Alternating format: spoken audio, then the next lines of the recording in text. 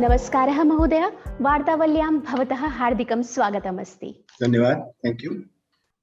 महोदय, संगणकविज्ञानं सूचनाप्रौद्योगिकी च इति भवतः अध्ययन अध्यापनस्य क्षेत्रं वर्तते।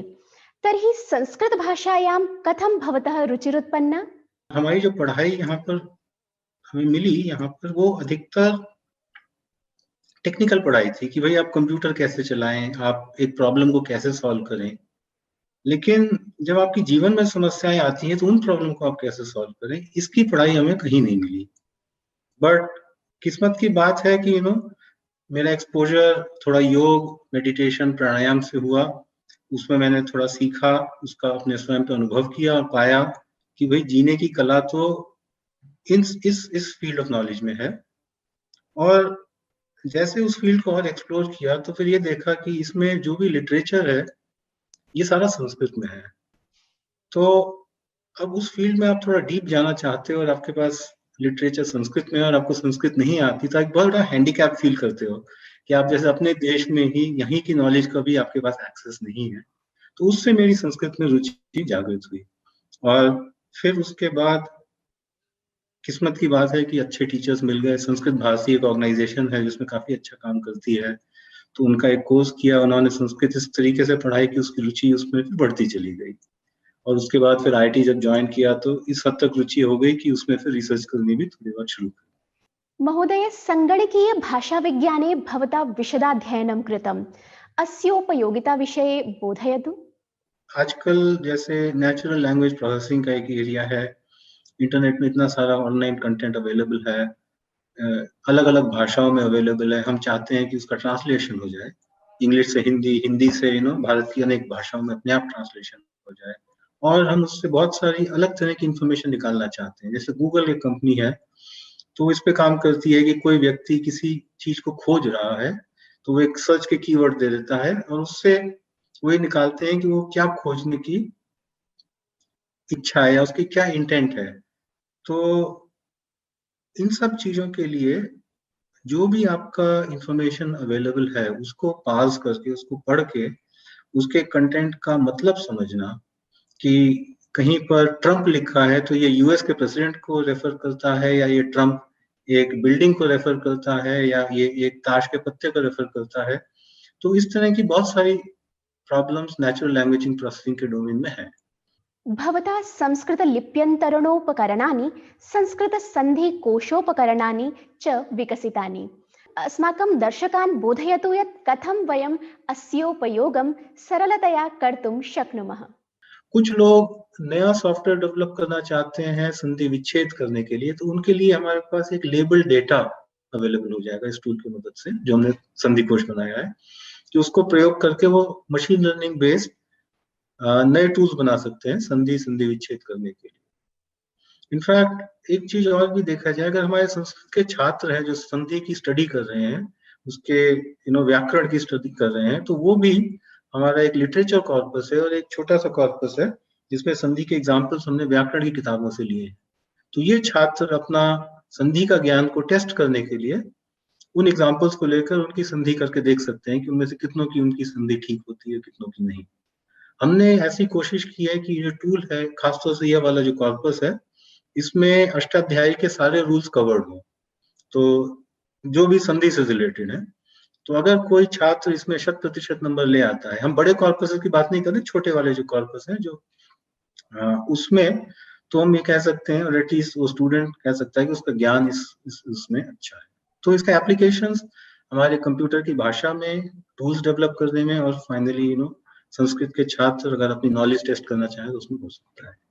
महोदय, कोरोना संक्रमणस्य उपचाराय योगायुर्वेदाधारितम् इंटीग्रेटिव थेरेपी इति विषयम् अधिकृत्य भवता गहनशोधः कृतः। अस्य परिणामः के सन्ति?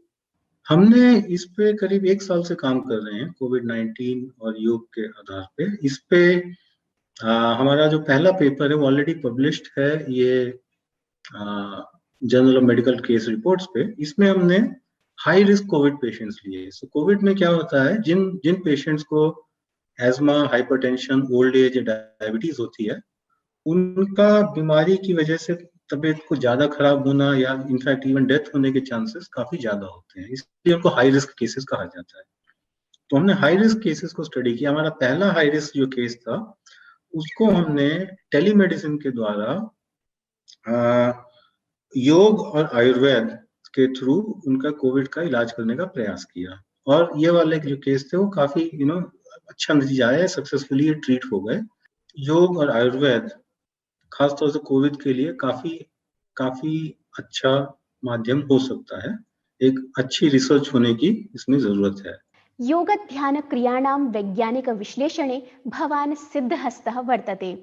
संज्ञानात्मक कार्यक्षेत्रे अस्य प्रभावः कथं विश्लेषितः? इसका एक बहुत ज्यादा इम्पोर्टेंट इम्पैक्ट योग और का स्ट्रेस पर आता है। तो आजकल लोगों की लाइफस्टाइल कुछ इस तरह की हो गई है कि स्ट्रेस काफी ज्यादा उनको इफेक्ट करता है।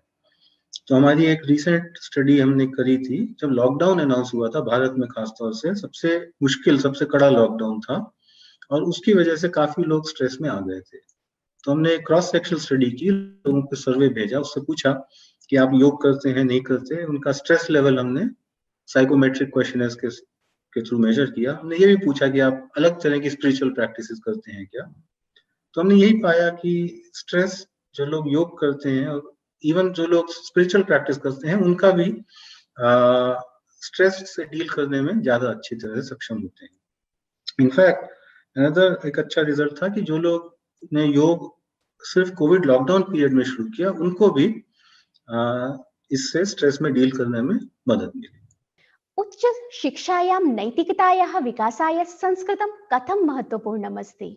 अगर हम ये देखें, हमने साइंस में इतनी तरक्की कर ली, टेक्नोलॉजी में इतनी तरक्की कर ली, और अगर हम साइंस और टेक्नोलॉजी का एजुकेशन देखते हैं, उनकी जो किताबें देखते हैं, उसमें नैतिकता की बात नहीं होती है। उसमें साइंस की बात होती है, नेचर की बात होती है।